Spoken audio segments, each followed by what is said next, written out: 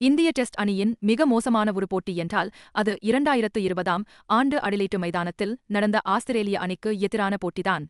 அந்த போட்டியின் போது இந்திய அணி முதல் இன்னிங்ஸில் 53 ரன்கள் முன்னிலை பெற்ற நிலையில் இரண்டாவது இன்னிங்ஸில் 36 ரன்களுக்கு ஆல் அவுட் ஆகி அதிர்ச்சி அளித்தது.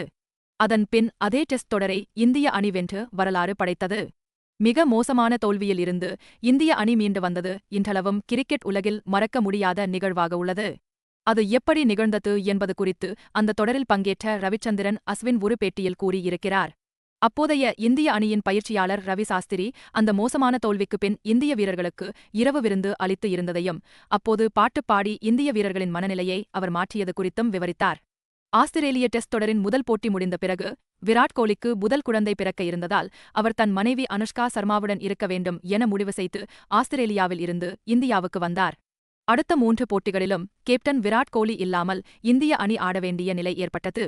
அத்துடன் 36 ரன்களுக்கு ஆல் அவுட் ஆனதால் இந்திய வீரர்கள் சோகத்தில் இருந்தனர்.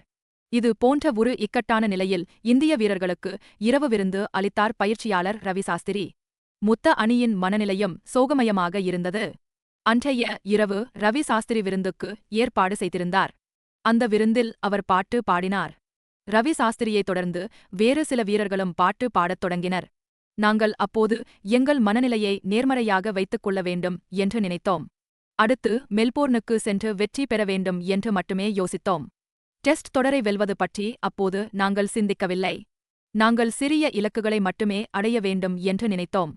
ஒவ்வொரு போட்டியாக திட்டமிடலாம் என்று முடிவு செய்தோம் என்று ஆஸ்திரேலிய தொடரை வென்றது குறித்து கூறினார் அஸ்வின்.